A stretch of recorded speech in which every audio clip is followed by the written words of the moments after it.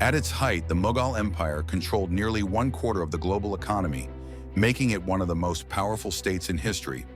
With a population of over 150 million people, it was twice the size of Europe at the time. This mighty empire had an unexpected beginning. Just 1 year after Christopher Columbus set sail for the New World, a young boy in Central Asia named Zahiruddin Muhammad Babur was about to embark on a journey that would change the course of Indian history forever. Babur, the exiled prince who became an emperor. Babur, a descendant of both Genghis Khan and Timur, inherited the small kingdom of Fergana at the young age of 11. However, his uncles and rivals quickly sought to overthrow him. He fought bitter battles to capture and hold Samarkand, only to lose it repeatedly. After years of struggle, he was exiled from his homeland, left with only a handful of loyal followers. Determined to reclaim his destiny, Babur turned his eyes southward, away from Central Asia and toward the declining Delhi Sultanate. In 1526, at the legendary Battle of Panipat, Babur's smaller but technologically superior army crushed the massive Indian force led by Ibrahim Lodi. Using matchlock firearms, cannons, and Mongol cavalry tactics, Babur secured a historic victory, marking the birth of the Mughal Empire. Akbar the Great, the visionary emperor. After Babur's death, his son Humayun briefly lost the empire to the Sur dynasty, but later regained it. However, it was under Akbar the Great, R. 1556 to 1605, that the Mughal Empire truly flourished. Unlike past rulers, Akbar realized that to rule a diverse empire, he needed unity and tolerance. He abolished the jizya tax on non-Muslims, married Hindu princesses, and promoted religious harmony. He established a centralized administration, revolutionized military tactics, and expanded the empire across northern and central India. His court became a hub of art, literature, and architecture, marking the golden age of the Mughals.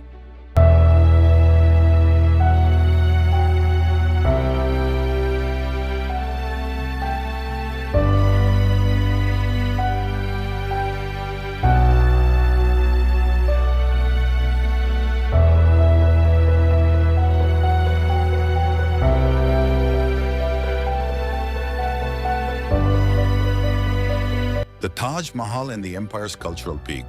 By the early 17th century, the Mughal Empire had reached its cultural and architectural zenith under Shah Jahan, or 1962 முதல் 1658. The empire was wealthier than ever, controlling vast trade networks that connected India to Persia, the Ottoman Empire, and even Europe.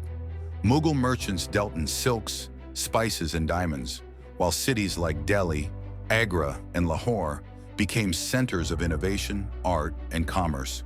But Shah Jahan's greatest legacy wasn't just his military victories or economic policies. It was his architectural wonders.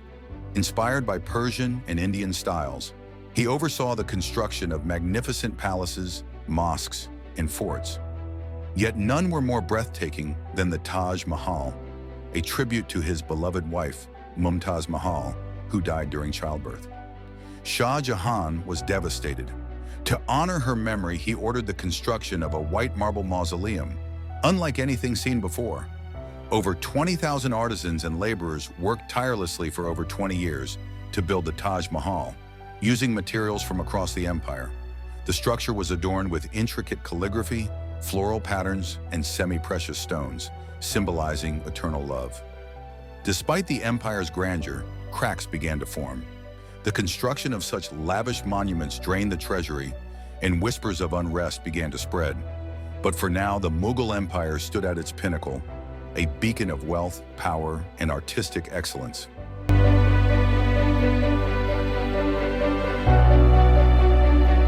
Aurangzeb, in the beginning of decline after Shah Jahan fell gravely ill, a brutal war of succession erupted among his 4 sons. The most ruthless of them, Aurangzeb, emerged victorious after imprisoning his father and executing his brothers. While his predecessors balanced military conquest with cultural growth, Aurangzeb was solely focused on expansion and religious orthodoxy. Determined to extend Mughal rule across the entire subcontinent, Aurangzeb waged endless wars against the Rajputs, Marathas, and Sikhs. He led one of the longest military campaigns in Indian history, expanding Mughal territory to its greatest extent. However, his strict policies and heavy taxation led to widespread discontent. Unlike Akbar, who embraced religious diversity, Aurangzeb reimposed the jizya tax on non-Muslims, demolished Hindu temples, and clamped down on cultural freedoms. His policies alienated many, fueling rebellions across the empire.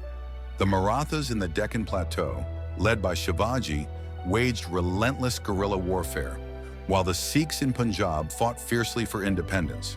Despite his military successes, Aurangzeb's constant wars drained the treasury.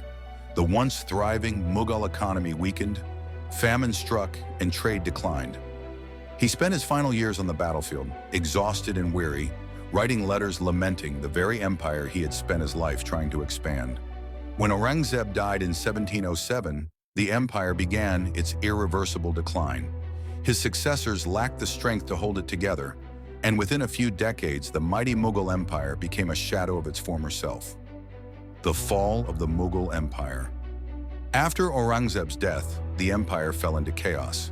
The Marathas, Sikhs, and Afghans rose in rebellion. Nadir Shah of Persia sacked Delhi in 1739, looting its riches, including the Peacock Throne. The empire became a puppet state under the British East India Company. And after the Indian Rebellion of 1857, the last Mughal emperor, Bahadur Shah II, was exiled, marking the official end of the Mughal Empire. Conclusion. The Mughal Empire, once the most powerful and prosperous dynasty in the world, fell into chaos after Aurangzeb's death. A series of weak rulers, internal rebellions, and foreign invasions slowly eroded its strength, setting the stage for British colonization. By 1857, the last Mughal emperor was overthrown, and the empire was officially dissolved. But its legacy remains. From the Taj Mahal to the Red Fort, from art to cuisine, the Mughals forever changed the history of South Asia. What do you think? Was Aurangzeb's rule a necessary expansion or the beginning of the end? Let us know in the comments below.